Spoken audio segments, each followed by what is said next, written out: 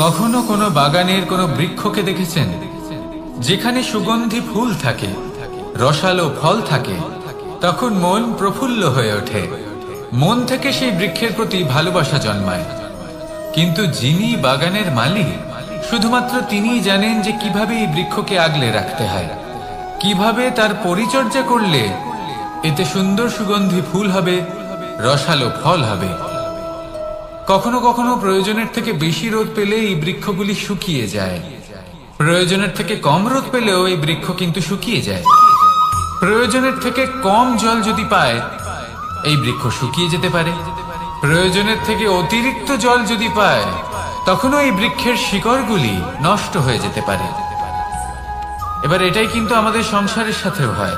আমাদের সংসারের সকল প্রতিভাশালী ব্যক্তি, যেমন লেখক, বিচারক, প্রবক্তা, যোদ্ধা, এদের সবার ক্ষেত্রে এই কথাটাই প্রযোজ্য। যদি বেশি প্রশংসা করা হয়, তাহলেও এরা হারিয়ে যাবেন। প্রয়োজনের থেকে বেশি যদি নিন্দা করা হয়, তখনও তারা নত হয়ে পড়বেন।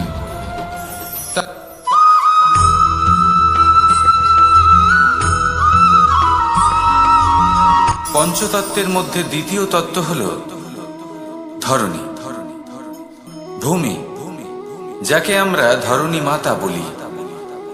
এই ধরণী ধৈর্য ধারণ করে, আর এর উপরেই আমাদের সমগ্র সংসার নির্ভরশীল।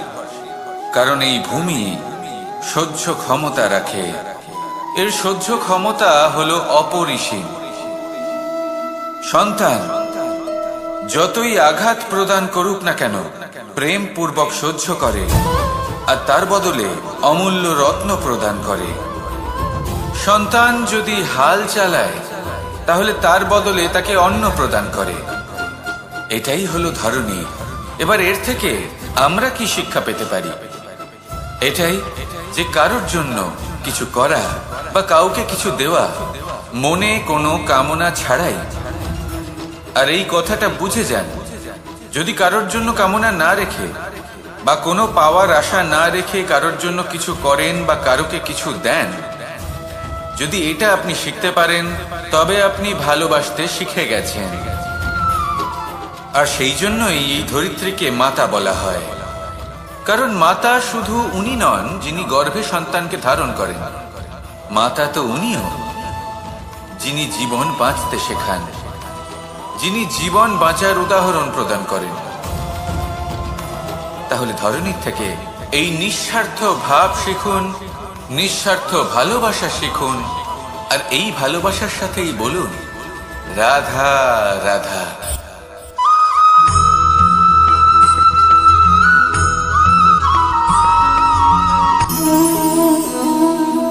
নিয়তি। রাধা আমাকে বলে, কৃষ্ণ, যদি তুমি জানো যে নিয়তিতে কি আছে, তাহলে তাকে বদলে দাও না কেন? মহাদেব আমাকে বলেন যে শ্রীকৃষ্ণ, যদি আপনি এটা জানেন যে সাম্বের নিয়তি এটাই, তাহলে আপনি তাকে বদলানোর চেষ্টা কেন করেন? কেন? কারণ আমি একজন পিতা, আর পিতার কর্তব্য এটাই, তিনি যেন সম্ভাব্য সব চেষ্টা করেন নিজের সন্তানের মঙ্গলের জন্য। নিয়তি আমি জানি, কিন্তু এটাও আমি জানি যে কর্মের থেকে বড় আর কোনো নিয়তি হতে পারে না। অভিজ্ঞতাও রয়েছে যে কর্মের হাতে নিয়তির এই চক্র বদলে যেতে পারে। তাই জীবনে যদি আপনার কখনো এমন মনে হয় যে এটা তো অসম্ভব, তখনও চেষ্টা করা কখনোই ছাড়বেন না। কে বলতে পারে আপনারই কর্মের কোনো এক বীজ হয়তো নিয়তির চাকায় আটকে গেল, আর নিয়তিকে নিজের পথ পাল্টাতে হলো, ঠিক কিনা? সেই জন্য নিয়তিকে ভাগ্য মেনে নিয়ে চুপ করে বসে থাকবেন না। নিজের নিয়তি স্বয়ং নিজের কর্মের দ্বারা নির্ধারিত করুন, কারণ আপনার এই কর্মের ওপরেই আপনার অধিকার রয়েছে। আর এই অধিকারকে নিয়তি অনেক সময় সম্মানও করে। তাহলে আসুন আর আমার সাথে ভালোবেসে বলুন রাধা রাধা।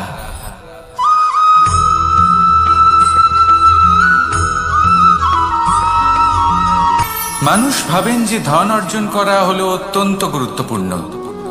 তিনি আজীবন ধন অর্জন করতে থাকেন, ধন অর্জন করার চেষ্টা করতে থাকেন, সে যাই হয়ে যাক না কেন পরিশ্রম করতে থাকেন।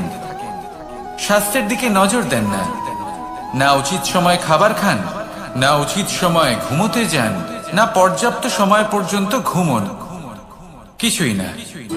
ধন অর্জন করতেই থাকেন। আর কিছু সময় পরে যখন তিনি অসংখ্য ধন লাভ করে ফেলেন, তখন তার সাথে ওনার শরীরে অনেক রোগ বাসা বাঁধে। এইসব রোগের উপচার করতে করতে সেই সমস্ত ধন যা উনি অর্জন করেছেন তা তিনি ব্যয় করে ফেলেন।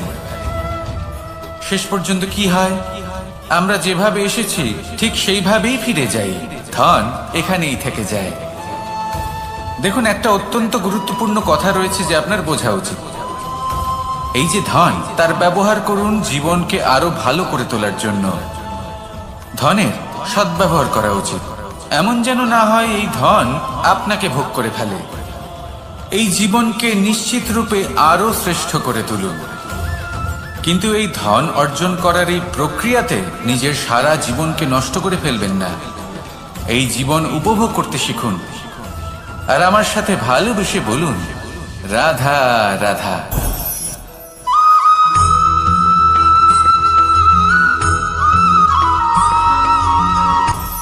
আপনি কখনো পর্বতের শিখরে উঠেছেন? আপনি দেখতে পাবেন পর্বতের পদতলে প্রচুর সুন্দর ফুল রয়েছে, সবুজ বনানী রয়েছে। যত আপনি উপরে উঠতে থাকবেন তত ফুল কমতে থাকবে, সবুজ বনানী কমতে থাকবে। আরো কিছুটা উপরে উঠলে কাঁটা জাতীয় গাছ দেখতে পাবেন, শুকনো গাছ দেখতে পাবেন। আরো যদি উপরে ওঠেন তাহলে পাষাণ দেখতে পাবেন। আরো উপরে উঠলে হিমখণ্ড দেখতে পাবেন। এই যে পর্বত, তা মনুষ্য জীবনের সব থেকে উত্তম উদাহরণ। মানুষ যখন সাফল্যের শিখরে পৌঁছতে চান, মহানুভবতার শিখরে পৌঁছতে চান, পথে যত আস্তে আস্তে উপরে উঠতে থাকেন ততই ভৌতিক বস্তু তার থেকে বিচ্ছিন্ন হতে থাকে। যদি তিনি সেই ভৌতিক বস্তুগুলি ত্যাগ না করতে পারেন তাহলে কখনোই সেই স্থানে পৌঁছতে পারবেন না।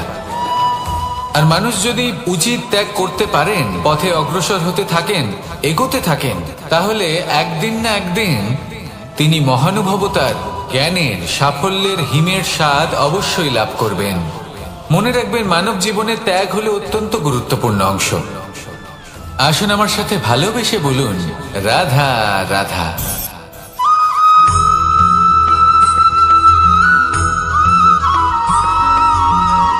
কেউ বলে জীবন খুব ক্ষণস্থায়ী, কেউ বলে জীবন হলো একটা সুন্দর স্বপ্নের মতো, আবার কেউ বলবে জীবন হলো এক কঠোর সত্য। কিন্তু জীবন আসলে কি? জীবন হলো আপনারই প্রতিবিম্ব, একটা দর্পণ। অর্থাৎ আপনি জীবনকে সেইভাবেই পাবেন যেরকম আপনি নিজেকে প্রতিপন্ন করবেন। যদি আপনি দর্পণের দিকে তাকিয়ে হাসেন তাহলে আপনি সামনে হাসি মুখী দেখতে পাবেন। এবার যদি আপনি গম্ভীর হয়ে থাকেন তাহলে আপনি একজন রুষ্ট ব্যক্তি দেখতে পাবেন। শেষে সব থেকে বেশি গুরুত্বপূর্ণ হলো আপনার চেষ্টা। আপনাকে সবসময় চেষ্টা করতে হবে যাতে আপনি নিজেকে প্রসন্ন এবং ইতিবাচক মনোভাবে রাখেন। এটা হলো আপনারই উত্তরদায়িত্ব, তাকে পালন করুন। এই মনকে প্রসন্ন রাখুন, এই সংসারকে সুন্দর বলে মনে হবে। আর এই মন প্রসন্ন হয়ে বলবে, রাধা রাধা।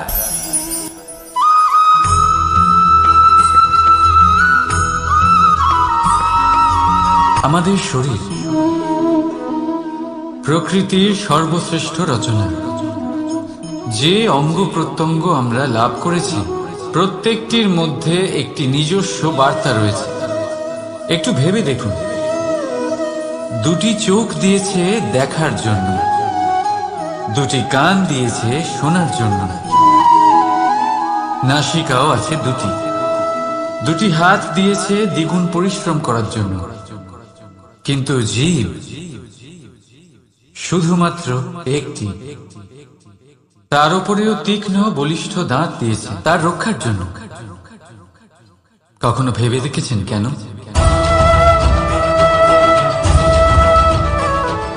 কারণ শব্দ আর শব্দের প্রয়োগ মানুষের সবচেয়ে বড় অস্ত্র, যার প্রয়োগ যত ভেবে চিন্তে করা যায় মানুষ তার জীবনে ততটাই উপরে উঠতে পারে।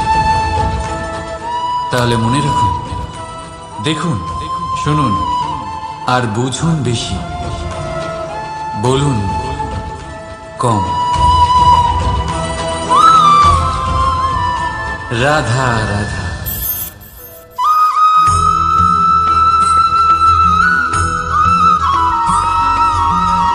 জীবন কিসের উপর নির্ভরশীল? ধনের উপর। বৈভবের অনুভব যদি আপনি করতে চান তাহলে তা পাবেন শুধু একতার দ্বারা, সংগঠনের দ্বারা। যদি আপনাকে উদাহরণ দিই, নিজের এই হাতটাকে দেখুন, 5টা আঙুল রয়েছে। কোনো একটা বস্তুকে নিজের একটা আঙুল দ্বারা তুলে ধরার চেষ্টা করে দেখুন, বড়ই কষ্ট হবে। তখন আপনি বুঝতে পারবেন যখন এই 5টি আঙুল একত্রিত হয় তখন কোনো কাজ কতটা সহজ হতে পারে। এটাই হলো শক্তি, একতার। সব থেকে ভালো উদাহরণ যদি আপনাকে দিই তাহলে বাঁশি। এই বাঁশি থেকে অত্যন্ত মধুর সুর নির্গত হয় যা সবার মন প্রসন্ন করে দেয়। এই কথা সত্যি, কিন্তু এই বাঁশি আমি একটা বা দুটো আঙুল দিয়ে বাজাতে পারবো না। আমাকে প্রত্যেকটা আঙুল ব্যবহার করতেই হবে, তবেই এর থেকে মধুর সুর নির্গত হবে যা সকলকে প্রসন্ন করবে, ঠিক কিনা? ঠিক এইভাবেই যদি আপনি চান যে আপনার জীবনরূপী বাঁশি থেকেও মধুর সুর নির্গত হোক বা সবার মনকে প্রসন্ন করে তুলুক, তাহলে আপনাকেও জীবনে একতা নিয়ে আসতেই হবে। আপনি একাও কর্ম করতে পারেন, পথ চলতেও পারেন, সামনেও এগোতে পারেন, সাফল্যও লাভ করতে পারেন। কিন্তু যখন সকলে একসাথে এগোবেন, সেই পথে চলবেন, সেই কর্মই করবেন, তখন লক্ষ্যে অবশ্যই পৌঁছবেন, সাফল্য অবশ্যই লাভ করবেন। কিন্তু সেই সাফল্য এবং তার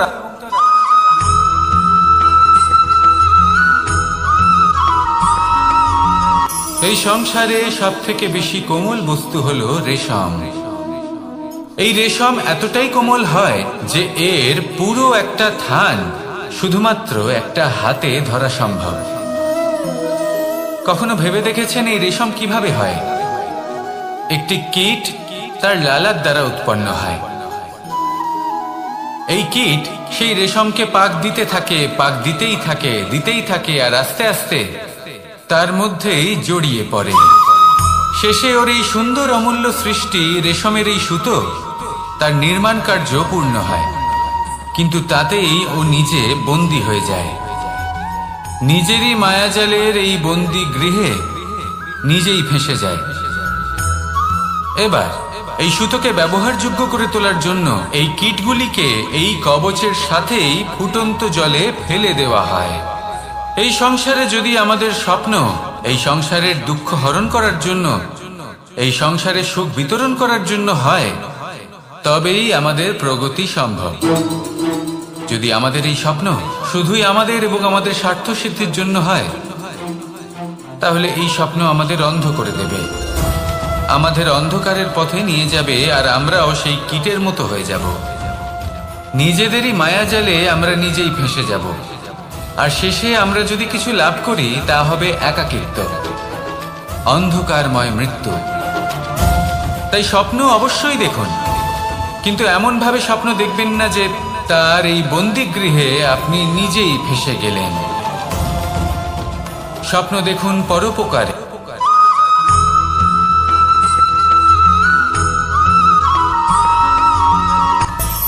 মানুষের মধ্যে একটা বিচিত্র প্রবৃত্তি থাকে, অন্য সকলের বিষয়ে, তাদের জীবনের বিষয়ে, তাদের ব্যক্তিত্বের বিষয়ে, তাদের ভবিষ্যতের বিষয়ে অনুমান করা। এটা হলো অনুচিত। কারোর অতীতকালকে দেখে লোকে ভবিষ্যৎ বলে দিতে পারেন, বর্তমানকে দেখে ভবিষ্যতের বিষয়ে অনুমান করে ফেলেন। উদাহরণ দিতে হলে বলবো, কোনো দাসকে দেখুন, ওকে দেখে লোকে বলে যে ওর ভবিষ্যৎ সেটাই হতে পারে, অনুমান করে ফেলেন। আর এই রাজাকে দেখুন, উনি তো কত সুখী হবেন, উনি তো জগতের সব থেকে অধিক সুখী মানুষ, কত সুখ সুবিধা আছে ওনার কাছে, ধারণা করে ফেলেন। তবে সত্য তো এটাই যে কারোর ব্যক্তিত্বের বিষয়ে, তাদের ভবিষ্যতের বিষয়ে আপনি পূর্ণ সত্য কখনোই বলতে পারবেন না, শুধু অনুমান করতে পারবেন। আর এই অনুমান করে সত্যি কোনো লাভ হয় না, কারণ এই কাল সেটা হলো অত্যন্ত শক্তিশালী। কালো থেকে কালোতর কয়লাকেও হিরেতে পরিণত করতে পারে। অনেক বড় বড় রাজাকেও বিদূষক বানিয়ে ফেলতে পারে এক মুহূর্তেই। তাহলে আপনি অনুমান করে কি লাভ? কি পেলেন অনুমান করে? সেই জন্য কারোর বিষয়ে কোনো অনুমান করবেন না, তার ভবিষ্যতের বিষয়ে অনুমান করতে যাবেন না, কারোর বিষয়ে কোনো ধারণা করে নেবেন না। কিছু করতে হলে ভালোবাসুন, সবার মধ্যে ভালোবাসা ছড়ান, সবার মধ্যে ধন্যাত্মক ভাব ছড়ান। এই মন প্রসন্ন হয়ে বলবে রাধা রাধা।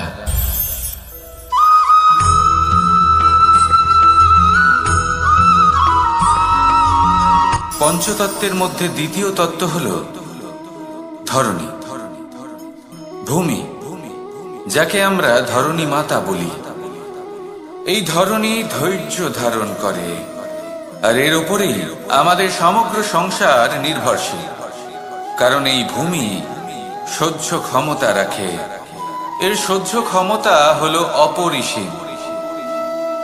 সন্তান যতই আঘাত প্রদান করুক না কেন, প্রেম পূর্বক সহ্য করে, আর তার বদলে অমূল্য রত্ন প্রদান করে। সন্তান যদি হাল চালায়, তাহলে তার বদলে তাকে অন্ন প্রদান করে। এটাই হলো ধরণী। এবার এর থেকে আমরা কি শিক্ষা পেতে পারি? এটাই যে কারোর জন্য কিছু করা বা কাউকে কিছু দেওয়া মনে কোনো কামনা ছাড়াই। আর এই কথাটা বুঝে যান, যদি কারোর জন্য কামনা না রেখে বা কোনো পাওয়ার আশা না রেখে কারোর জন্য কিছু করেন বা কারোকে কিছু দেন, যদি এটা আপনি শিখতে পারেন, তবে আপনি ভালোবাসতে শিখে গেছেন। আর সেই জন্যই এই ধরিত্রীকে মাতা বলা হয়।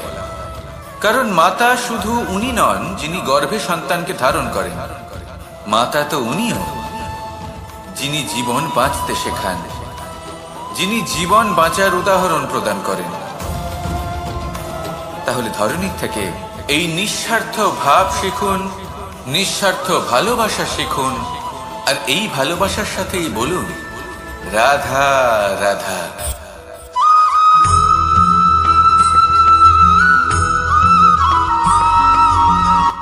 সংসারে আমাদের জীবনে যখন কোনো সুখ বা দুঃখ আসে, তার জন্য আমরা কাউকে না কাউকে অবশ্যই দায়ী করে থাকি, তাই না?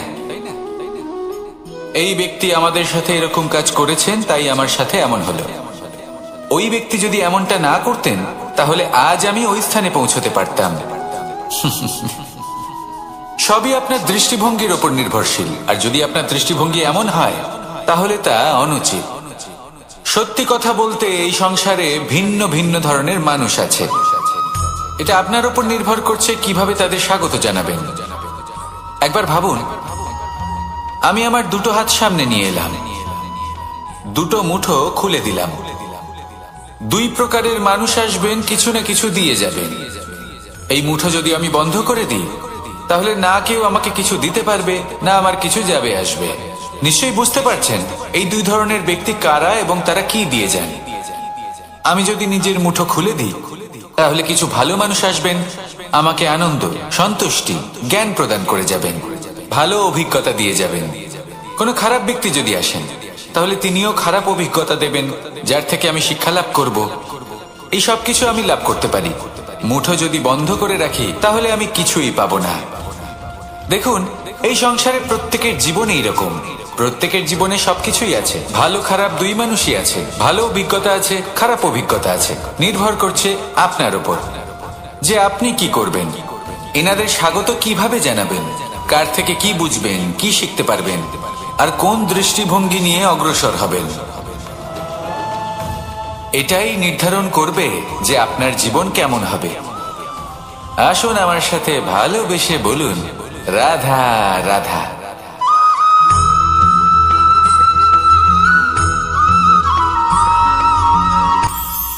এটা হলো ধান গাছ। এর থেকে যে চাল উৎপন্ন হয় তা মানুষ গ্রহণ করেন। আর এটা কি? এ হলো জংলি ঘাস। একবার ভেবে দেখুন, যদি এই জংলি ঘাস ধান গাছের আশেপাশে থাকে, তাহলে কি হবে? ধান উৎপন্ন হতে পারবে? তা উৎকৃষ্ট হতে পারবে? আমরা কি তা গ্রহণ করতে পারবো? কখনোই নয়। এই জংলি ঘাস ধানকে নষ্ট করে দেবে। কিন্তু নিজে জীবিত থাকবে। এটাই হলো আজকের শিক্ষা। এই সংসারে যদি আপনি নীতির পথে চলতে চান, উচিত কর্ম করতে চান, সংসারকে সেবা করতে চান, তাহলে জংলি ঘাসের মতো ব্যক্তিদের থেকে সবসময় দূরে থাকতে হবে। সেই ব্যক্তি যারা দুর্নীতি এবং মিথ্যা দ্বারা পরিপূর্ণ, যাদের ব্যবহার অশুভ, যাদের অনেক অশুভ গুণ রয়েছে, তারা সঠিক নয়। সেই সকল ব্যক্তি যাদের চরিত্র অত্যন্ত দুষ্ট হয়, তারা হয় শুভ চরিত্রের ব্যক্তিকে একদম নষ্ট করে দেয়, নয় নিজের মতো বানিয়ে তোলে। তাই যদি আপনি নীতির পথে চলতে চান, এই সংসারের জন্য শুভ কর্ম করতে চান, তাহলে সেই সঙ্গ লাভ করুন যে সঙ্গ জ্ঞানে পরিপূর্ণ, যাদের মধ্যে অনেক গুণ আছে, যাদের থেকে প্রতিদিন কিছু শিখতে পারবেন। এমন ব্যক্তির সাথে জীবন অতিবাহিত করুন, দুরাচারীদের থেকে দূরে থাকুন। তবেই এই মন প্রসন্ন হয়ে বলবে, রাধা রাধা।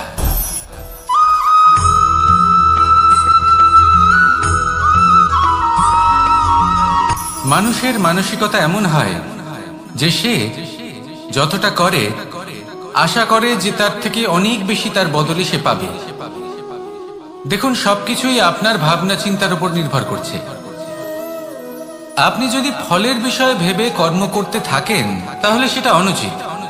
জীবনের আসল আনন্দ হলো নিজের কর্ম করতে থাকা, ফলের চিন্তা করা উচিত নয়। যদি আপনি এরকম ভাবেন যে আমি এতটা করছি, আমার এতটা পাওয়া উচিত, সেই ভাবনা অনুচিত।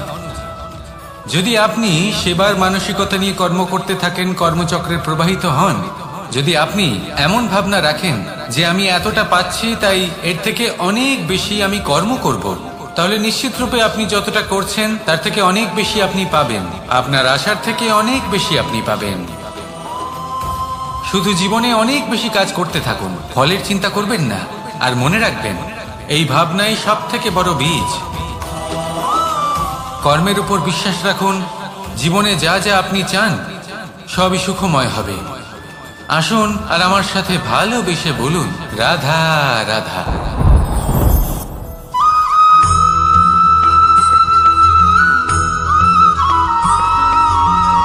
আপনি কখনো কোনো বাজকে নিজের বাসা বানাতে দেখেছেন? এই বাজ যখনই কোনো বাসা বানায়, তখন উঁচু গাছের ডালে বা কোনো পর্বতের শিখরে বাসা বানায়, অনেক উচ্চতায়। আর সেখানে তার সন্তানও জন্মগ্রহণ করে। যখন এই সন্তানেরা জন্মায়, তখন এই বাজ খুবই ভালোবেসে এবং খুব সাবধানে এদের পালন পোষণ করে। নিজের ঠোঁট দিয়ে তাদের ঠোঁটে খাবার পরিবেশন করে। কিন্তু যেই সেই সন্তানেরা হৃষ্টপুষ্ট হয়ে যায় এবং সেই কথা বাজ নিজে বুঝতে পেরে যায়, সেই বাজ নিজেই সেই বাসা ছিন্ন ভিন্ন করে দেয়। সেই সন্তান যাদের সবেমাত্র ডানা গজিয়েছে, কিভাবে উঠতে হয় তারা জানে না, সেই সন্তানগুলিকে উচ্চতা থেকে ঠেলে দেয়। সেই সন্তান প্রথমে ভয়ভীত হয়ে যায়। তারা সামনে মৃত্যুকে দেখতে পেয়ে ভয়ের কারণে তাদের ডানা ঝাপটাতে থাকে। আর সেই প্রক্রিয়াতেই সেই সন্তানগুলি উড়তে শুরু করে দেয়। এবার এই ঘটনায় আমরা কি শিক্ষা পেতে পারি?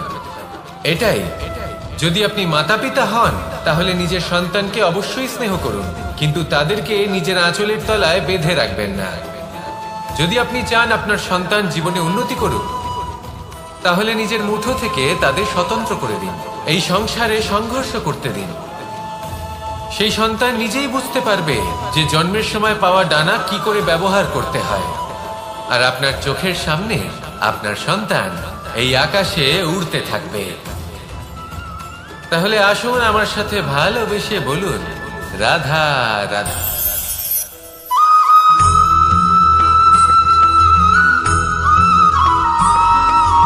বসন্ত ঋতু, এই সময় মন আনন্দে ভরে থাকে। এমন মনে হয় যেন আমরা আকাশে বিচরণ করতে চলে যাই, কিন্তু সেটা তো সম্ভব নয়। সেই জন্য হয়তো আমরা ঘুড়ি ওড়াই, এই ঘুড়িকে নিজেদের প্রতিরূপ মনে করে। এবার অনেক মানুষ আছেন যারা ঘুড়ি ওড়ান, কিন্তু এই কর্মের সারমর্ম কি সেটা কজন বুঝতে পারেন? আপনি এটা মনে করুন যে আপনি হলেন সেই ঘুড়ি। আর এই সুতো যিনি ধরে রয়েছেন তিনি হলেন পরমাত্মা। আর এই সুতো যেখান থেকে শুরু হয় সেই লাটাই হলো আমাদের কর্মচক্র। এবার আপনি নিজেই অনুমান করুন যে এই উড়ান কার ওপর নির্ভরশীল? পরমাত্মার ওপর আর আপনার কর্মের ওপর।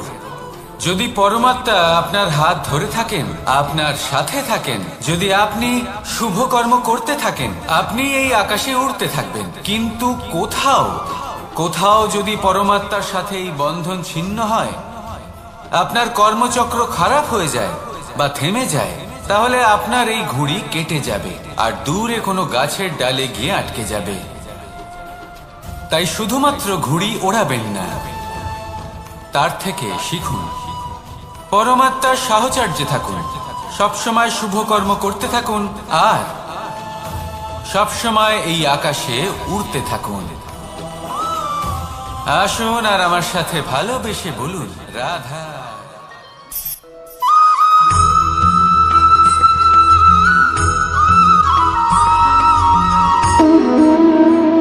সম্পর্ক হলো আমাদের জীবনের একটি আধার।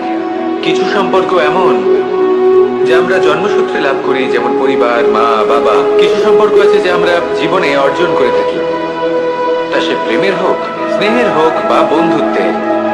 এই সকল সম্পর্ক লাভ করার বা গড়ে তোলার 5টি ধাপ রয়েছে। প্রথম ধাপ, কোনো ব্যক্তির সাথে আলাপ হওয়া, তার সাথে কথা বলা বা তাকে দেখা। দ্বিতীয় ধাপ, সে ব্যক্তিকে আমাদের ভালো লাগা। তৃতীয় ধাপ, আমাদের এটা চাইতে শুরু করা যে জীবনে এই ব্যক্তি যেন আমাদের বন্ধু হন, আমাদের জীবনে থাকেন, বা আমাদের কাউকে ভালোবেসে ফেলা। আর এটা আমাদের ভাবা বা চাওয়া যে সেই ব্যক্তি যেন আজীবন আমার সাথে থাকেন, আমার জীবনে আমার সাথী হয়ে। চতুর্থ ধাপ, লাভ করা। এবার এই ধাপটি অনেক মানুষের পক্ষেই খুবই সরল হয়, বড়ই সরলভাবে নিজেদের সঙ্গীকে লাভ করে থাকেন। কিছু মানুষের জন্য এই ধাপ অত্যন্ত কঠিন হয়ে থাকে। অনেক প্রতিকূল পরিস্থিতির উপর জয়লাভ করে তারা সঙ্গীকে লাভ করেন, কিন্তু লাভ অবশ্যই করেন। এরপরে আসে পঞ্চম, অন্তিম এবং সব থেকে গুরুত্বপূর্ণ ধাপ। সেটা হলো সেই সম্পর্ক পালন করা। এটা হলো এমন এক বিষয় যা প্রত্যেক মানুষের শেখা উচিত। যদি ব্যক্তি নিজের জীবনে সম্পর্ক রক্ষা করতে শিখে যান, তবে প্রত্যেক সম্পর্ক তার জীবনকে স্বর্গ করে তুলবে। আসুন আর আমার সাথে ভালোবেসে বলুন, রাধা রাধা।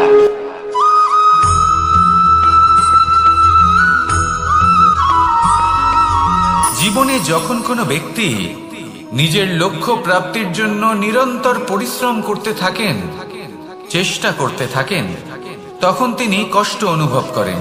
কখনো শারীরিক কষ্ট, কখনো মানসিক কষ্ট। এবার উনি এটা ভাবতে থাকেন যে আমি কি উচিত করছি নাকি অনুচিত করছি।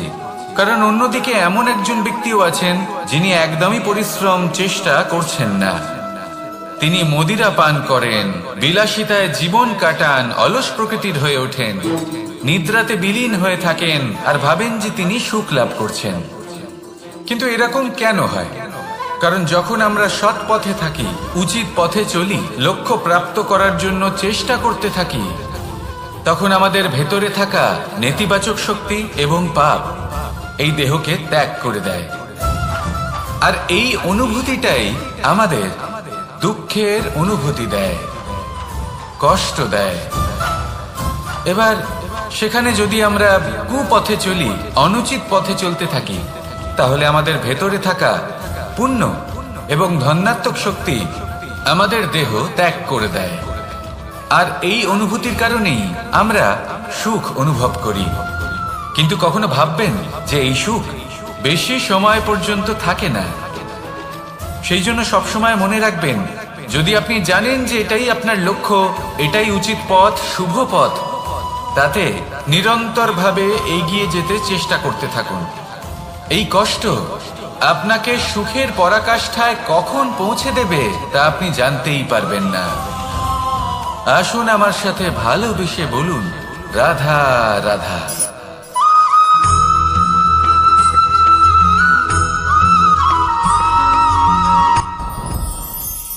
সাথী। সাথী এই শব্দটির ব্যাখ্যা কে কিভাবে করে? মিত্র, সখা, বন্ধু। কিন্তু অর্থ একটাই, তিনি যিনি আপনার সঙ্গী হন আর তিনি যার সাথী আপনি হন। এবার সব থেকে বড় প্রশ্ন হলো এটাই যে তিনি কে হতে পারেন যাকে আপনি আপনার সাথী বলে মেনে নিতে পারেন, নিজের সখা, নিজের মিত্র, নিজের বন্ধু মেনে নিতে পারেন। আপনার সাথী হলেন তিনি যিনি দুঃখের সময় আপনার পাশে থাকবেন, আপনার হাত ধরে থাকবেন। আপনার সাথী হলেন তিনি যার হাত আপনি নিজের সুখের দিনে ধরে থাকবেন। সেই সাথীরই হাত ধরুন যিনি দুঃখে সবসময় আপনাকে সাহায্য করার জন্য তৎপর হয়ে থাকেন, আপনার পাশে থাকেন, আর যাকে সুখের দিনে আপনি আপনার সাথে রাখতে পারেন। আর যখন আপনার সাথে আপনার এই সাথী থাকবে তখন আপনি এটা বুঝবেন যে যখন জীবনে দুঃখ আসে তখন এই দুঃখ কমে যায়, সবার মধ্যে ভাগ হয়ে যায়। আর যদি তখন সুখ আসে তাহলে সেটা সবার উপস্থিতিতে আরো বেড়ে যায়। এটাই হলো প্রেম, এটাই হলো ভালোবাসা, এটাই হলো সঙ্গ। যেমন সম্পর্ক আমার আর রাধার মাঝে। তাহলে আসুন আর আমার সাথে ভালোবেসে বলুন, রাধা রাধা।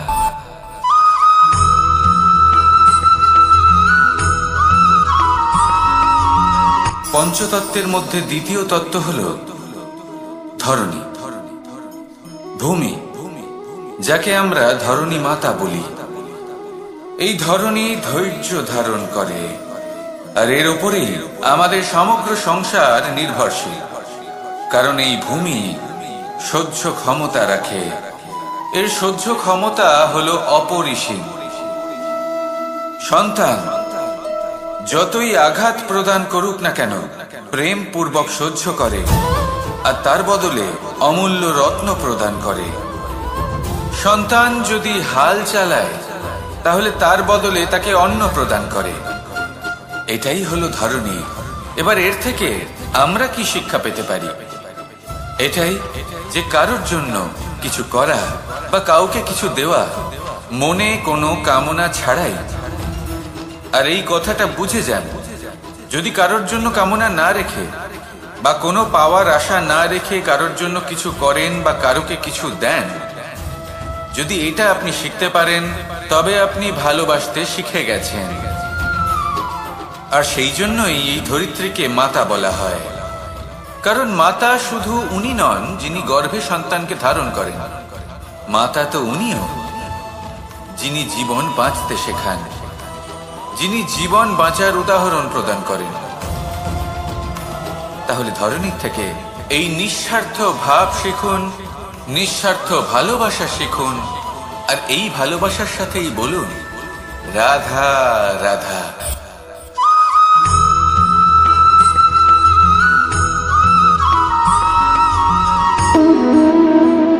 সম্পর্ক হলো আমাদের জীবনের একটি আধার। কিছু সম্পর্ক এমন যা আমরা জন্মসূত্রে লাভ করি, যেমন পরিবার, মা, বাবা। কিছু সম্পর্ক আছে যে আমরা জীবনে অর্জন করে থাকি, তা সে প্রেমের হোক, স্নেহের হোক বা বন্ধুত্বের। এই সকল সম্পর্ক লাভ করার বা গড়ে তোলার 5টি ধাপ রয়েছে। প্রথম ধাপ, কোনো ব্যক্তির সাথে আলাপ হওয়া, তার সাথে কথা বলা বা তাকে দেখা। দ্বিতীয় ধাপ, সে ব্যক্তিকে আমাদের ভালো লাগা। তৃতীয় ধাপ, আমাদের এটা চাইতে শুরু করা যে জীবনে এই ব্যক্তি যেন আমাদের বন্ধু হন, আমাদের জীবনে থাকেন, বা আমাদের কাউকে ভালোবেসে ফেলা। আর এটা আমাদের ভাবা বা চাওয়া যে সেই ব্যক্তি যেন আজীবন আমার সাথে থাকেন, আমার জীবনে আমার সাথী হয়ে। চতুর্থ ধাপ, লাভ করা। এবার এই ধাপটি অনেক মানুষের পক্ষে খুবই সরল হয়, বড়ই সরলভাবে নিজেদের সঙ্গীকে লাভ করে থাকেন। কিছু মানুষের জন্য এই ধাপ অত্যন্ত কঠিন হয়ে থাকে। অনেক প্রতিকূল পরিস্থিতির উপর জয়লাভ করে তারা সঙ্গীকে লাভ করেন, কিন্তু লাভ অবশ্যই করেন। এরপরে আসে পঞ্চম, অন্তিম এবং সব থেকে গুরুত্বপূর্ণ ধাপ। সেটা হলো সেই সম্পর্ক পালন করা। এটা হলো এমন এক বিষয় যা প্রত্যেক মানুষের শেখা উচিত। যদি ব্যক্তি নিজের জীবনে সম্পর্ক রক্ষা করতে শিখে যান, তবে প্রত্যেক সম্পর্ক তার জীবনকে স্বর্গ করে তুলবে। আসুন আর আমার সাথে ভালোবেসে বলুন, রাধা রাধা।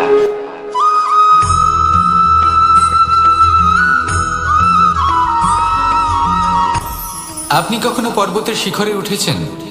আপনি দেখতে পাবেন পর্বতের পদতলে প্রচুর সুন্দর ফুল রয়েছে, সবুজ বনানী রয়েছে। যত আপনি উপরে উঠতে থাকবেন তত ফুল কমতে থাকবে, সবুজ বনানী কমতে থাকবে। আরো কিছুটা উপরে উঠলে কাঁটা জাতীয় গাছ দেখতে পাবেন, শুকনো গাছ দেখতে পাবেন। আরো যদি উপরে ওঠেন তাহলে পাষাণ দেখতে পাবেন। আরো উপরে উঠলে হিমখণ্ড দেখতে পাবেন।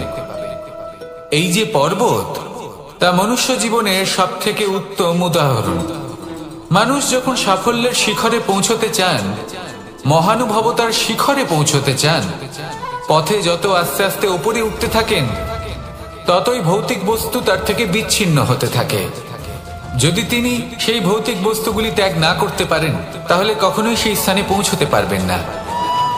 আর মানুষ যদি উচিত ত্যাগ করতে পারেন, পথে অগ্রসর হতে থাকেন, এগোতে থাকেন, তাহলে একদিন না একদিন তিনি মহানুভবতার, জ্ঞানের, সাফল্যের হিমের স্বাদ অবশ্যই লাভ করবেন। মনে রাখবেন, মানব জীবনে ত্যাগ হলো অত্যন্ত গুরুত্বপূর্ণ অংশ। আসুন আমার সাথে ভালোবেসে বলুন, রাধা রাধা।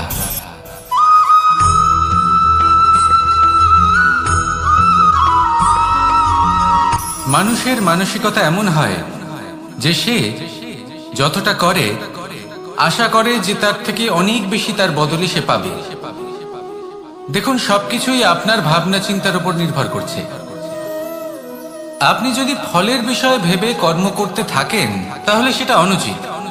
জীবনের আসল আনন্দ হলো নিজের কর্ম করতে থাকা, ফলের চিন্তা করা উচিত নয়। যদি আপনি এরকম ভাবেন যে আমি এতটা করছি, আমার এতটা পাওয়া উচিত, সেই ভাবনা অনুচিত। যদি আপনি সেবার মানসিকতা নিয়ে কর্ম করতে থাকেন, কর্মচক্রে প্রবাহিত হন, যদি আপনি এমন ভাবনা রাখেন যে আমি এতটা পাচ্ছি তাই এর থেকে অনেক বেশি আমি কর্ম করব, তাহলে নিশ্চিত রূপে আপনি যতটা করছেন তার থেকে অনেক বেশি আপনি পাবেন। আপনার আশার থেকে অনেক বেশি আপনি পাবেন। শুধু জীবনে অনেক বেশি কাজ করতে থাকুন, ফলের চিন্তা করবেন না। আর মনে রাখবেন, এই ভাবনাই সব থেকে বড় বীজ। কর্মের উপর বিশ্বাস রাখুন, জীবনে যা যা আপনি চান সবই সুখময় হবে। আসুন আর আমার সাথে ভালোবেসে বলুন, রাধা রাধা।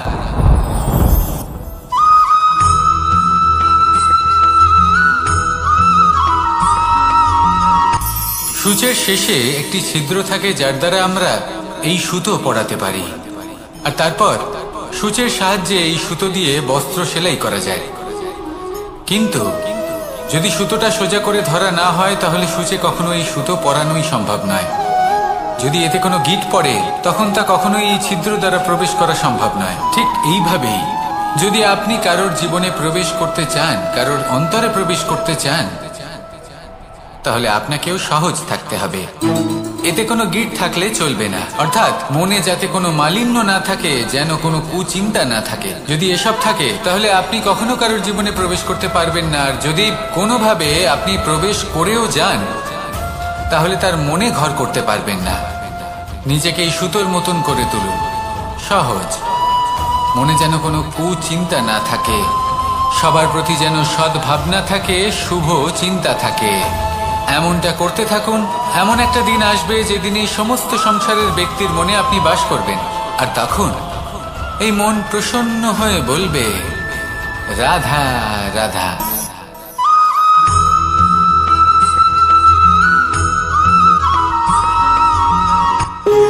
যখন মানুষের মৃত্যু হয় তখন কি হয়? অনেক সংখ্যক মানুষ শোক পালন করতে চলে আসেন। যে ব্যক্তি মৃত্যু লাভ করেছেন তার অনেক বস্তু থাকে যেগুলো তার প্রিয়, যেগুলো তিনি ব্যবহার করেছেন। তার শয্যা, তার বস্ত্র, তার আভূষণ সবকিছু তার থেকে বিচ্ছিন্ন করা হয় এবং খালি হাতে তাকে শ্মশানের উদ্দেশ্যে রওনা করা হয়। আমি আপনাকে এই প্রশ্ন করতে চাই, আপনি এই সংসারে কি অর্জন করেছেন? ধন সম্পত্তি, বস্ত্র, আভূষণ, এই সবকিছু যে আপনি অর্জন করেছেন, আপনার মৃত্যুর পরে তা আপনার থেকে দূর হয়ে যাবে। এর উত্তর হলো একটাই, আপনার কর্ম। শুধু সেটাই আছে যা একান্ত আপনার, আর শুধু সেটাই এই সংসার থেকে চলে যাওয়ার পরেও সংসারেই জীবিত থাকবে। যদি আপনি দুষ্কর্ম করেন, তাহলে এই সংসার আপনাকে একটি অনুচিত উদাহরণ হিসেবে মনে রাখবে যে এই ব্যক্তি খুব পাপী ছিল, অনুচিত কর্ম করতেন।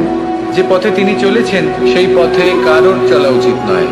সেখানেই যদি আপনি সৎকর্ম করেন, তাহলে সংসার চিরকাল এটাই বলবে যে খুব ভালো মানুষ ছিলেন, সবাইকে ভালোবাসতেন, সবাইকে সাহায্য করতেন, আমার খুব প্রিয় মানুষ ছিলেন। এটাই হলো শ্রেষ্ঠ কর্ম। সেই জন্য জীবনে শুধুমাত্র ধন, সম্পত্তি, আভূষণ এই সব অর্জন করতে গিয়ে নিজের মনোনিবেশ করবেন না। শ্রেষ্ঠ কর্ম করুন। সংসার থেকে চলে যাওয়ার পরেও এই কর্মই এই সংসারে আপনাকে জীবিত রাখবে। আসুন আমার সাথে ভালোবেসে বলুন, রাধা রাধা।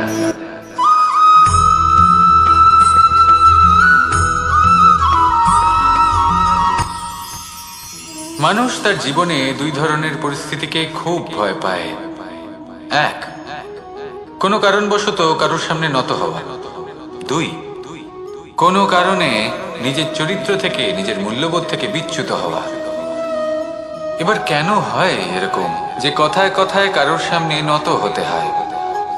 কেন বারংবার নিজের চরিত্র থেকে চ্যুত হতে হয়? এরকম কেন হয়?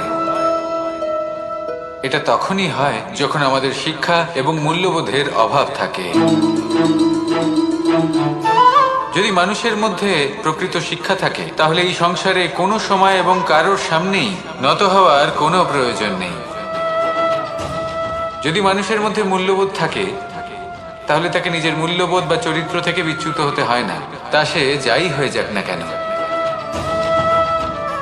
কোনো বালককে যদি জন্ম থেকেই সুশিক্ষার অধিকারী করা হয়, শিক্ষিত করা হয়, মূল্যবোধের অধিকারী করা হয়, তবে সে এই সংসারে এমন কর্ম করবে যাতে সে নিজেকে, নিজের পরিবারকে, সমগ্র সমাজকে গর্বিত করতে পারে। শিক্ষা লাভ করুন, মূল্যবোধ লাভ করুন এবং আমার সাথে ভালোবেসে বলুন, রাধা রাধা।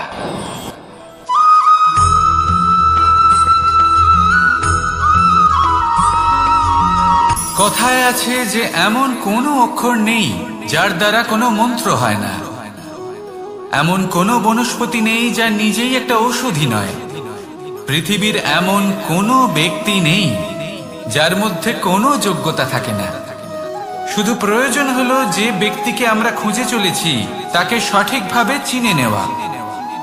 যদি তার যোগ্যতা, তার বিশেষত্ব আমরা বুঝতেই না পারি, তাহলে আর লাভ কি রইল?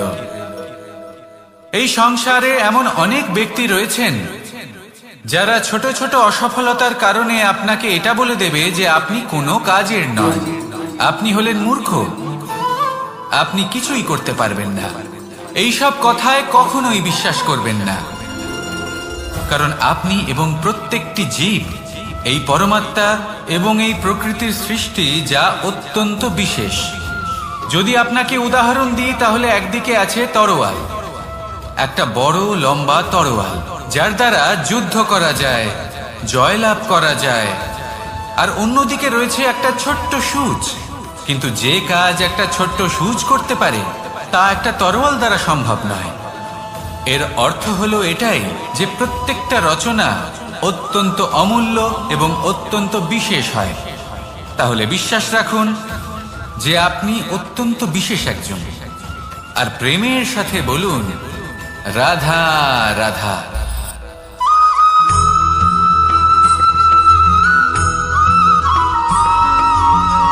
এই সংসারে কোনো বস্তু হোক বা ব্যক্তি হোক, তার একার গুরুত্ব কিন্তু খুব বেশি নয়। একটা উদাহরণ হিসেবে বৃষ্টির ফোঁটাকে ভেবে দেখুন। যদি একটি বৃষ্টির ফোঁটা হয় তাহলে তার খুব বেশি গুরুত্ব থাকে না, কিন্তু যখন সহস্র বৃষ্টির ফোঁটা মেঘের মধ্যে দিয়ে ঝরে পড়ে, তখন সেটা বর্ষার রূপ ধারণ করে। সেই বর্ষা যা এই প্রকৃতিকে শান্ত করে। সেইভাবেই পাথরের ছোট টুকরো তার খুব বেশি গুরুত্ব থাকে না, কিন্তু যখন অসংখ্য পাথরের টুকরো একত্রিত হয় তখন তা পর্বতের আকার ধারণ করে। সেইভাবেই কিছু মানুষ যখন একত্রিত হন তখন তৈরি হয় পরিবার, কিছু পরিবার যখন একত্রিত হয় তখন তৈরি হয় সমাজ, যখন অনেক সংখ্যক সমাজ একত্রিত হয় তখন তৈরি হয় রাজ্য। এবার এই রাজ্যের সব থেকে গুরুত্বপূর্ণ ব্যক্তি হতে পারেন রাজা, কিন্তু তাও সেই রাজা একা কিছু করতে পারেন না। যুদ্ধ লড়ার সময় তারও নিজের সৈন্যদলকে প্রয়োজন পড়ে। কিন্তু এই সংসারে এমন একজন ব্যক্তি আছেন যিনি একাই সব কাজ করতে থাকেন, এবং সেই ব্যক্তি হলেন মা। আমাদের জীবনে একজন পিতার ভূমিকা কিন্তু নিঃসন্দেহে অমূল্য, কিন্তু আমাদের সকলের জীবনে যে ভূমিকা একজন মায়ের তা অন্য কারোর থাকে না। একজন মা একাই সন্তানকে বড় করতে পারেন, সংস্কারী করে তুলতে পারেন, তার জন্য পরিশ্রম করেন। আর এত কিছু কাজ করার পরেও তার কাজের জন্য তিনি প্রশংসা অবশ্য পান না। উল্টে যদি সেই সন্তান অনুচিত পথে চালিত হয়, অনুচিত কর্ম করে, তখন সেই মাকেই অপবাদের পাত্র হয়ে উঠতে হয়।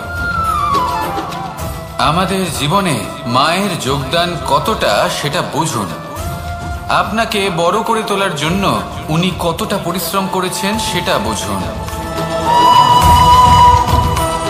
আজ থেকে, এখন থেকে, এই মুহূর্ত থেকে মাকে সম্মান করতে শিখুন। যখন সময় পাবেন, যখন সুযোগ হবে, তখন তার প্রশংসা করুন, ওনারও ভালো লাগবে। আর মায়ের এই মমতার জন্য, তার এই ভূমিকার জন্য আসুন সবাই মিলে আমরা তাকে প্রণাম করি, আর সকলে মিলে ভালোবেসে বলি রাধা রাধা।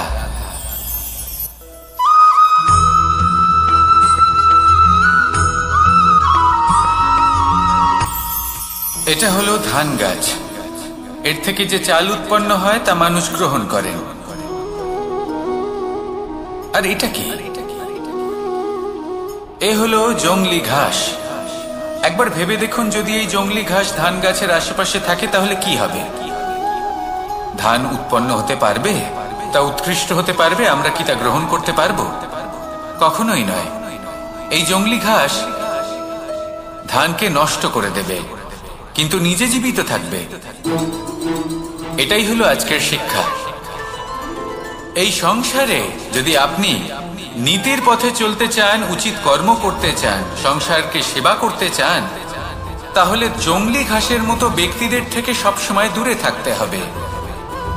সেই ব্যক্তি যারা দুর্নীতি এবং মিথ্যা দ্বারা পরিপূর্ণ, যাদের ব্যবহার অশুভ, যাদের অনেক অশুভ গুণ রয়েছে, তারা সঠিক নয়। সেই সকল ব্যক্তি যাদের চরিত্র অত্যন্ত দুষ্ট হয়, তারা হয় শুভ চরিত্রের ব্যক্তিকে একদম নষ্ট করে দেয়, নয় নিজের মতো বানিয়ে তোলে।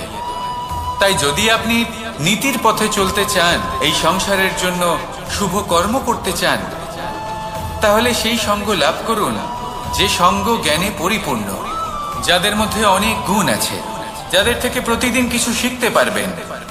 এমন ব্যক্তির সাথে জীবন অতিবাহিত করুন, দুরাচারীদের থেকে দূরে থাকুন। তবেই এই মন প্রসন্ন হয়ে বলবে রাধা রাধা।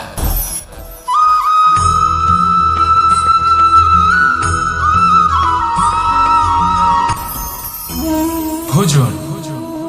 এবার ভোজন সংগ্রহ করার জন্য মানুষ কি না করেন, সব সময় চেষ্টা করতে থাকেন। ফসল উৎপাদনের জন্য অনেক পরিশ্রম করতে থাকেন, কিন্তু অনেক সময় অনেক পরিশ্রম করার পরেও ফসল ভালো উৎপাদন হয় না। এর কারণ কি? কারণ হলো এটাই যে আপনি পরিশ্রম হয়তো অনেক করেছেন, কিন্তু আপনার নজর তো সেই বীজের দিকে ছিলই না যা আপনি রোপণ করেছেন। সেই জন্য সব সময় কোনো বীজ রোপণ করার আগে তাকে পরখ করে দেখুন, তা অত্যন্ত আবশ্যক। আর সেইভাবেই যখনই কোনো কর্মের প্রশ্ন আসে, তাহলে সেখানে শুধুমাত্র পরিশ্রম যথেষ্ট নয়। সেই কাজের প্রতি আপনার কর্তব্য কি, আপনার উদ্দেশ্য কি, সেটা জানা হলো অত্যন্ত গুরুত্বপূর্ণ। তাই কর্ম করুন, কিন্তু সেই কর্মের প্রতি আপনার যা উদ্দেশ্য তার মাহাত্ম্য বুঝতে চেষ্টা করুন। তাহলে আসুন আমার সাথে ভালোবেসে বলুন, রাধা রাধা।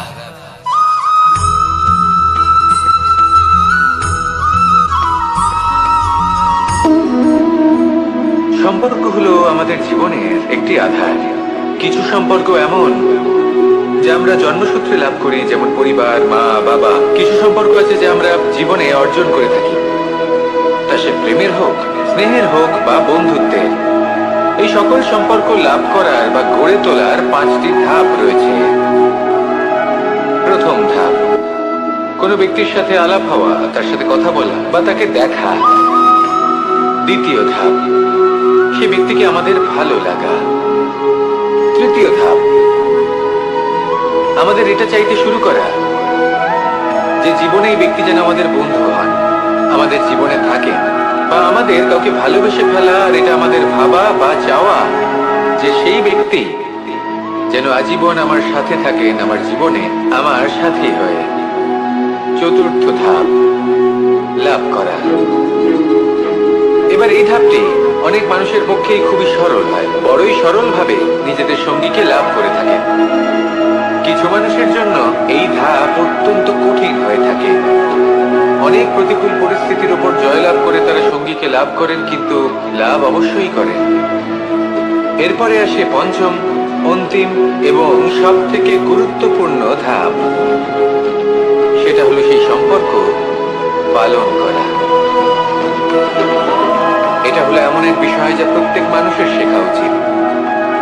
যদি ব্যক্তি নিজের জীবনে সম্পর্ক রক্ষা করতে শিখে যান, তবে প্রত্যেক সম্পর্ক তার জীবনকে স্বর্গ করে তুলবে। আসুন আর আমার সাথে ভালোবেসে বলুন, রাধা রাধা।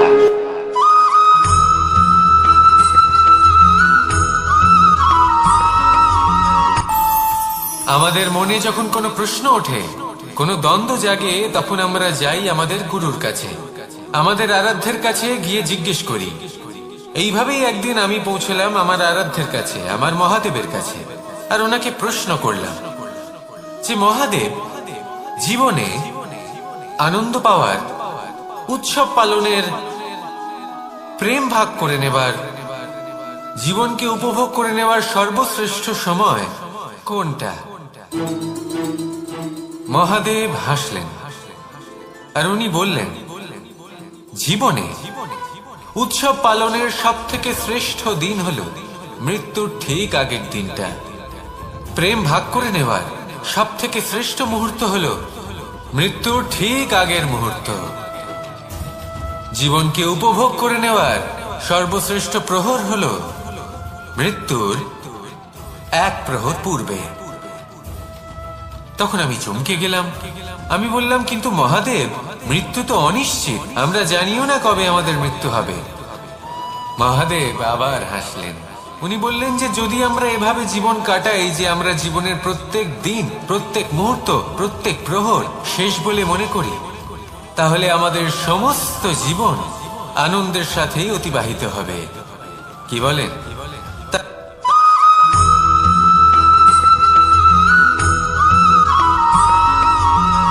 এই সংসারে কোনো বস্তু হোক বা ব্যক্তি হোক, তার একার গুরুত্ব কিন্তু খুব বেশি নয়।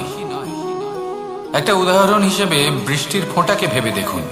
যদি একটি বৃষ্টির ফোঁটা হয় তাহলে তার খুব বেশি গুরুত্ব থাকে না, কিন্তু যখন সহস্র বৃষ্টির ফোঁটা মেঘের মধ্যে দিয়ে ঝরে পড়ে, তখন সেটা বর্ষার রূপ ধারণ করে। সেই বর্ষা যা এই প্রকৃতিকে শান্ত করে। সেইভাবেই পাথরের ছোট টুকরো, তার খুব বেশি গুরুত্ব থাকে না, কিন্তু যখন অসংখ্য পাথরের টুকরো একত্রিত হয় তখন তা পর্বতের আকার ধারণ করে। সেইভাবেই কিছু মানুষ যখন একত্রিত হন তখন তৈরি হয় পরিবার, কিছু পরিবার যখন একত্রিত হয় তখন তৈরি হয় সমাজ, যখন অনেক সংখ্যক সমাজ একত্রিত হয় তখন তৈরি হয় রাজ্য। এবার এই রাজ্যের সব থেকে গুরুত্বপূর্ণ ব্যক্তি হতে পারেন রাজা, কিন্তু তাও সেই রাজা একা কিছু করতে পারেন না। যুদ্ধ লড়ার সময় তারও নিজের সৈন্যদলকে প্রয়োজন পড়ে।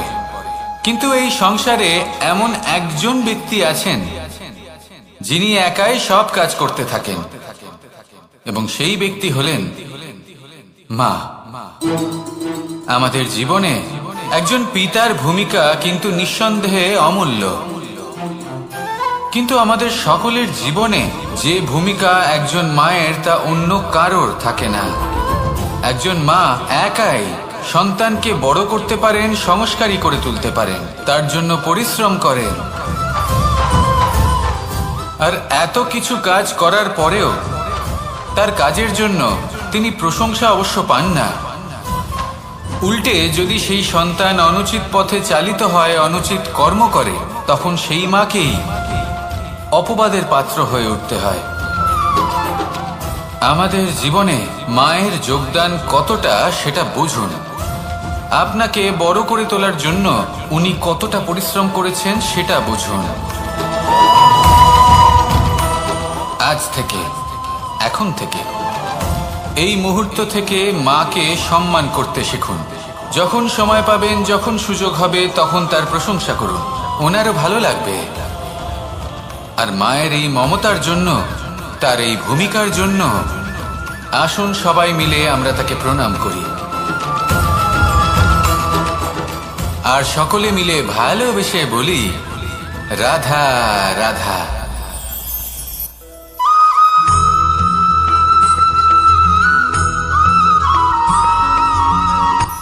এই সংসারে সাফল্য লাভ করার জন্য জ্ঞানের প্রয়োজন হয়, পরিশ্রমের প্রয়োজন হয়, দৃঢ় নিষ্ঠার প্রয়োজন হয়, নিরন্তর চেষ্টা করা প্রয়োজনীয়।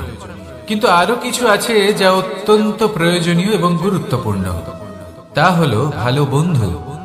তাদের থাকা অত্যন্ত প্রয়োজনীয়। যদি ভালো বন্ধু থাকে তাহলে সময় এলে তারা ঢাল হয়ে আপনাকে সুরক্ষা করবেন। সময় এলে অস্ত্রের মতো শত্রুকে সংহারও করবেন। যদি তিনি জ্ঞানী হন, তাদের মধ্যে সদ্গুণ থাকে, তাহলে এই সব গুণ আপনার মধ্যেও প্রবেশ করবে। তাহলে সাফল্যের জন্য ভালো বন্ধু পাওয়া অত্যন্ত প্রয়োজনীয়। কিন্তু শুধু বন্ধু কেন, ভালো শত্রুও থাকা প্রয়োজনীয়। এবার আপনি ভাববেন, আমি কি বললাম? যদি আপনার জীবনেও ভালো অর্থাৎ শক্তিশালী শত্রু থাকে, তাহলে আপনিও শক্তিশালী হতে থাকবেন। এই শত্রু আপনাকে প্রেরিত করবে আরো বেশি শক্তিশালী হয়ে ওঠার। কখনো কোনো হরিণকে দেখুন, তীব্র গতিতে দৌড়তে থাকে। কেন তীব্র গতিতে দৌড়য়?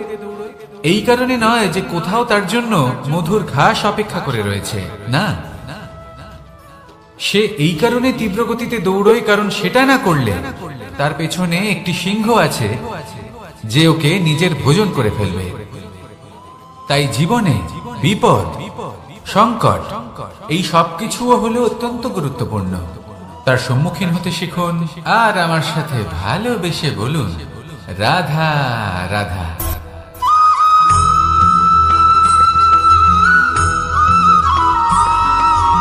কথায় আছে, প্রত্যেক পুত্র তার পিতার প্রতিচ্ছবি হয়, আর সমস্ত প্রতিচ্ছবি চায় যেন সে তার অস্তিত্ব প্রাপ্ত করতে পারে। পুত্র চায় সে যেন তার পিতার মতো হয়, বা কখনো কখনো তার থেকেও শ্রেষ্ঠ হয়। সেটা কোনো অনুচিত ব্যাপার নয়। অনুচিত তখন হয় যখন পুত্র নিজের পিতার মতো হবার স্বপ্ন পূরণ করতে গিয়ে বা তার থেকেও শ্রেষ্ঠ হওয়ার স্বপ্ন পূরণে অনুচিত পথের আশ্রয় নেয়। কারণ তারপরে সে তার পিতার গুণগুলি আত্মসাৎ করতে চায় না। সে শুধুই এটা চায় যে সংসারের চোখে যেন আমি শ্রেষ্ঠ প্রমাণিত হই। এটা অনুচিত। সংসারে এমন অনেক মানুষ আছেন যারা এই কারণে শ্রেষ্ঠ হওয়ার চেষ্টা করেন যাতে তার পরিবারের, তার পিতার সম্মান বৃদ্ধি পায়। এমনও মানুষ থাকেন, আর এটাই হলো পার্থক্য উদ্দেশ্যের। মনে রাখবেন, যদি আপনার উদ্দেশ্য শুভ হয় তাহলে পথও শুভ হবে। যদি আপনার উদ্দেশ্য অশুভ হয় তাহলে পথও অশুভ হবে।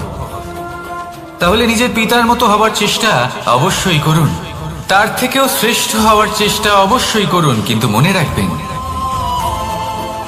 আপনার সংকল্প আর আপনার উদ্দেশ্য এই দুই শুভ হওয়া উচিত।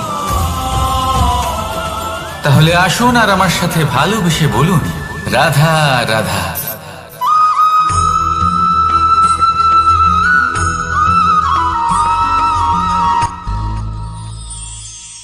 শিশিরের বিন্দু পাতার ওপর পড়ে আর তার গায়ে লেগে থাকে।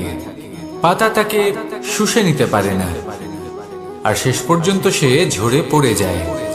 অন্যদিকে রয়েছে মেঘ এবং চাতক। এদের মধ্যে অনেক দূরত্ব থাকে। মেঘ থাকে আকাশে আর চাতক থাকে ধরিত্রীতে। কিন্তু যখন এই মেঘ থেকে বৃষ্টি ঝরে পড়ে, এই চাতক কিন্তু সেই জলই পান করে, নয়তো সে তৃষ্ণার্ত থেকে যায়। এবার অন্যদিকে দেখলাম শিশির বিন্দু আর পাতার এই সম্পর্ক। এরা খুব কাছাকাছি থাকে, ঘনিষ্ঠও থাকে। অন্যদিকে রয়েছে মেঘ এবং চাতকের সম্পর্ক, যাদের মধ্যে অনেক দূরত্ব থাকা সত্ত্বেও তারা খুব ঘনিষ্ঠ, তাই না? এই সারমর্ম খুব সরল। এই নৈকট্য, এই দূরত্ব, তা আপনার সম্পর্কে প্রভাব কিছুতেই ফেলতে পারে না। এই নৈকট্য, এই দূরত্ব, এসব হলো শুধুমাত্র মনের ব্যাপার। কখনো আপনি অনুভব করেছেন আপনি কারোর থেকে অনেক অনেক দূরে আছেন, অনেক দূরে আছেন, তাও সেই ব্যক্তির প্রতি আপনি টান অনুভব করেন। সেখানে আপনি কারোর সাথে প্রত্যেক দিন অতিবাহিত করেন, সমস্ত জীবন অতিবাহিত করেন, সব থেকে বেশি সময় তার সাথে অতিবাহিত করেন, তাও তার প্রতি সেই টান অনুভব করেন না। এই সংকেত হলো মনের দূরত্বের। তাহলে মনের এই দূরত্ব দূর করুন আর আমার সাথে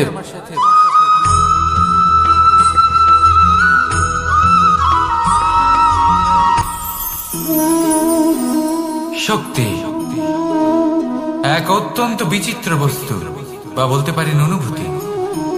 পিতা সবসময় চান যেন তিনি তার শক্তির পুত্রকে। আসুন আপনাকে সহজে বোঝাই।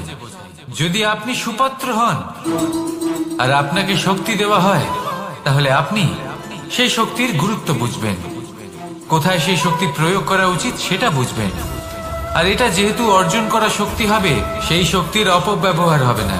কিন্তু যদি এই আপনি কুপাত্র হন আর যদি আপনাকে এই শক্তি দেওয়া হয়, তাহলে কি হবে?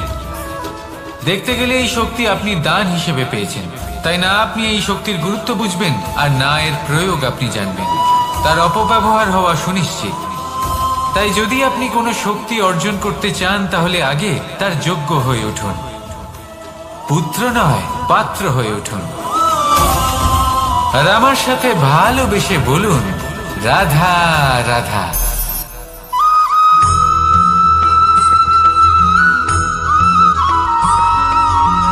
ভালো, শুধু ওনাদের কঠোর ব্যবহার দেখলে আমরা একটু ভয় পেয়ে যাই।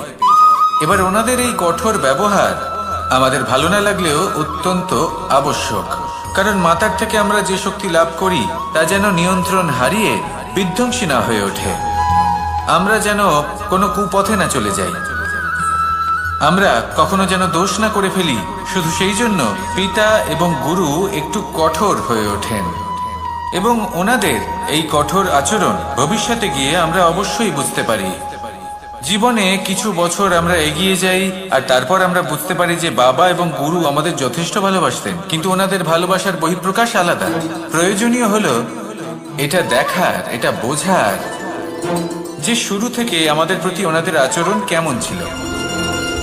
ওনাদের কঠোর হওয়ার পেছনে ওনাদের ভালোবাসাটা বোঝার চেষ্টা করুন, ওনাদের চিন্তাটা বোঝার চেষ্টা করুন, ওনাদের পথপ্রদর্শনের আড়ালে আপনার ভবিষ্যতের জন্য যে পরিকল্পনা ওনারা করেছেন সেটা বোঝার চেষ্টা করুন। তখন আপনারা বুঝতে পারবেন ওনাদের ভালোবাসাকে। আপনার মনের মধ্যে আপনা থেকেই ওনাদের প্রতি সম্মান জেগে উঠবে। নিজের পিতা এবং নিজের গুরু এই দুজনের প্রতি কৃতজ্ঞতা প্রকাশ করুন আর আমার সাথে ভালোবেসে বলুন, রাধা রাধা।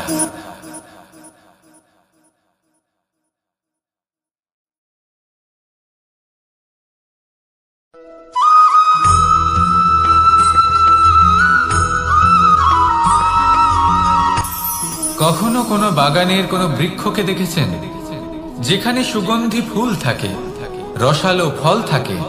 তখন মন প্রফুল্ল হয়ে ওঠে, মন থেকে সেই বৃক্ষের প্রতি ভালোবাসা জন্মায়। কিন্তু যিনি বাগানের মালিক, শুধুমাত্র তিনিই জানেন যে কিভাবে এই বৃক্ষকে আগলে রাখতে হয়, কিভাবে তার পরিচর্যা করলে এতে সুন্দর সুগন্ধি ফুল হবে, রসালো ফল হবে।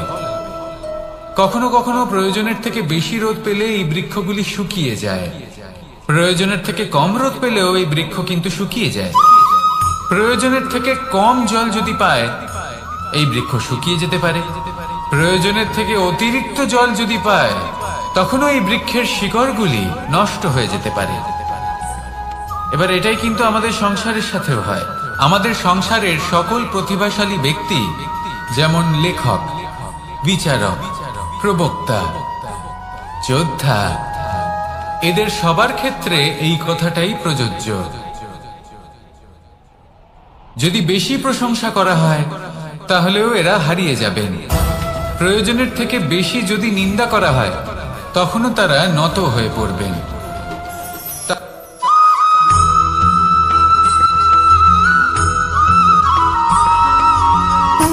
সুখ, দুঃখ এবং শক্তি, এই তিন হলো এই সংসারের ত্রিদেবের মতো। আমাদের জীবনে যা কিছু ঘটছে এই তিনটির ভিত্তির উপরেই হচ্ছে। আসলে এই সংসারের একটা নিয়ম আছে, যখনই আপনি কিছু লাভ করেন, এই সংসার আপনার পরীক্ষা নেয়। এটা জানার জন্য আপনার পরীক্ষা নেয় যে আপনি যা কিছুই লাভ করেছেন, আপনি কি আদৌ সেটার যোগ্য কিনা। ঠিক সেইভাবেই এই সুখ, দুঃখ এবং শক্তি আপনার পরীক্ষা নিয়ে থাকে। যখন সুখ আসে, তখন সে আপনার পরীক্ষা নেয় যে আপনার মধ্যে অহংবোধ জাগ্রত হয়নি তো। যদি অহংবোধ চলে আসে, তাহলে সুখ সেখানেই সঙ্গ ত্যাগ করে। দুঃখ আপনার ধৈর্যের পরীক্ষা নিতে থাকে, আর যদি আপনার মধ্যে ধৈর্য না থাকে, তাহলে এটা আপনাকে আরো বেশি দুঃখের গভীর অন্ধকারে ঠেলে দেবে। সেখানে শক্তি পরীক্ষা নেয় আপনার বিনম্রতার। যদি আপনি বিনম্র না হন, তাহলে হয় এই শক্তি আপনার সঙ্গ ত্যাগ করবে, নয় এই শক্তি বিনম্রতার অভাবে আপনার পতনের কারণ হতে পারে। এই সংসারে যে কোনো ব্যক্তি যিনি এই পরীক্ষায় উত্তীর্ণ হয়ে থাকেন, এই জীবনে তিনি সাফল্য লাভ করেন। আসুন আমার সাথে ভালোবেসে বলুন, রাধা রাধা।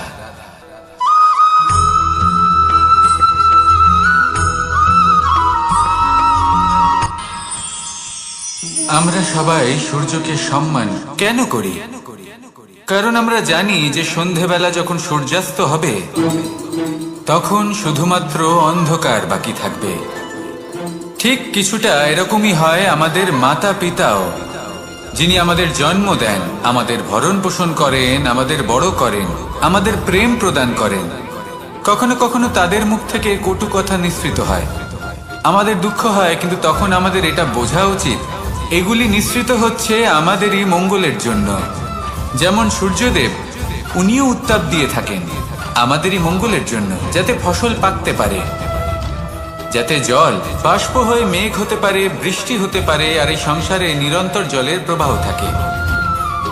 আমাদের মাতা পিতা, তাদের কঠোর আচরণ, তাদের কঠোর অনুশাসনের পেছনে লুকিয়ে থাকে ওনাদের ভালোবাসা। আমাদের তা বুঝতে হবে, সসম্মানে ওনাদের গ্রহণ করতে হবে। কারণ ঠিক সূর্যাস্তের পরে যেমন চতুর্দিক অন্ধকারচ্ছন্ন হয়ে যায়, তেমনি আমাদের জীবন থেকে যখন আমাদের মাতা পিতা চলে যায়, তখন আমাদের জীবনেও শুধু এবং শুধুমাত্র অন্ধকারই ছেয়ে থাকে। সেই জন্য নিজের মাতা পিতাকে সম্মান করুন, ওনাদের ভালোবাসা প্রদান করুন। এই মন আর এই জীবন প্রসন্ন হয়ে বলবে, রাধা রাধা।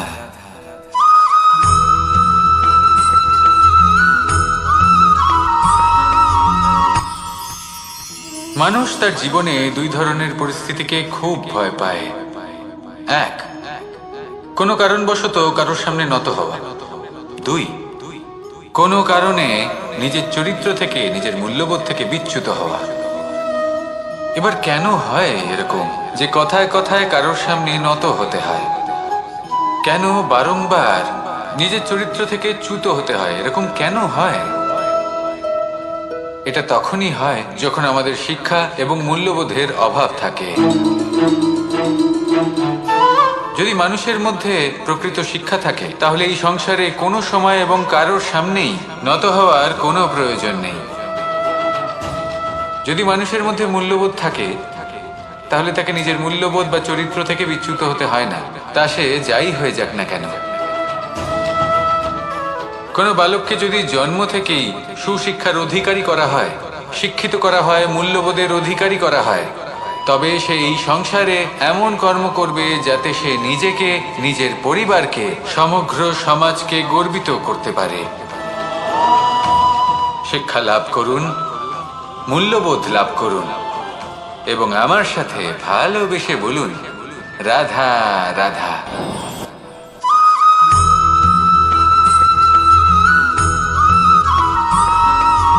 কথায় আছে, প্রত্যেক পুত্র তার পিতার প্রতিচ্ছবি হয়, আর সমস্ত প্রতিচ্ছবি চায় যেন সে তার অস্তিত্ব প্রাপ্ত করতে পারে। পুত্র চায় সে যেন তার পিতার মতো হয় বা কখনো কখনো তার থেকেও শ্রেষ্ঠ হয়। সেটা কোনো অনুচিত ব্যাপার নয়।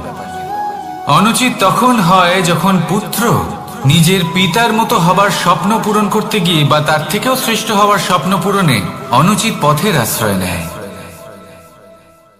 কারণ তারপরে সে তার পিতার গুণগুলি আত্মসাৎ করতে চায় না। সে শুধুই এটা চায় যে সংসারের চোখে যেন আমি শ্রেষ্ঠ প্রমাণিত হই। এটা অনুচিত। সংসারে এমন অনেক মানুষ আছেন যারা এই কারণে শ্রেষ্ঠ হওয়ার চেষ্টা করেন যাতে তার পরিবারের, তার পিতার সম্মান বৃদ্ধি পায়। এমনও মানুষ থাকেন, আর এটাই হলো পার্থক্য উদ্দেশ্যের।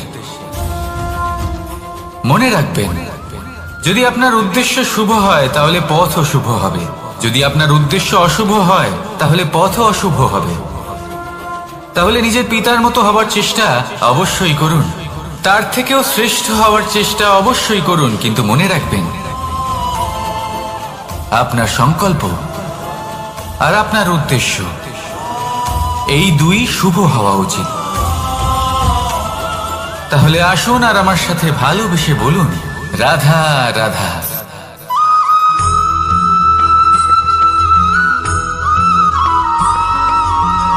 এই সংসারের সব থেকে গুরুত্বপূর্ণ তত্ত্ব কোনটা? প্রথম হলো সময়। জন্ম থেকে মৃত্যু পর্যন্ত এই যে সময়, এটাই তো হলো জীবন। দ্বিতীয় হলো জীবন, যাতে আমরা সময়ের সদ্ব্যবহার করি, শ্রেষ্ঠ থেকে শ্রেষ্ঠতর কাজ করার চেষ্টা করি, বহু বছরের এই পরম্পরা, এই সংস্কৃতিকে এগিয়ে নিয়ে যাওয়ার চেষ্টা করি, এই সংসারে আমরা অংশগ্রহণ করতে চেষ্টা করি। তৃতীয় হলো ধন, সেই ধন যা প্রত্যেক ব্যক্তি অর্জন করতে চেষ্টা করেন। এবার এই তিনটি তত্ত্বের মধ্যে একটা সামঞ্জস্য আছে, সমান ব্যাপার আছে। সে ধনই হোক বা সময় হোক বা হোক জীবন। আর সেই সমান ব্যাপার হলো যে যদি আপনি এটা গণনা করতে থাকেন তাহলে তা কমতে থাকে, যদি আপনি এটা ব্যবহার করেন তাহলে তা বাড়তে থাকে। একে সংগঠিত করে রাখতে চেষ্টা করলে হাত থেকে ফসকে যায়, কিন্তু যদি আপনি একে সামলে রাখতে শিখে যান তাহলে এমন কাজ করবেন যাতে সংসারের সাথে সাথে পরবর্তী প্রজন্ম লাভবান হবে। যদি কিছু শিখতে চান তাহলে সামলাতে শিখুন, গণনা করা বা সংগঠিত করা নয়। আসুন আর আমার সাথে ভালোবেসে বলুন, রাধা রাধা।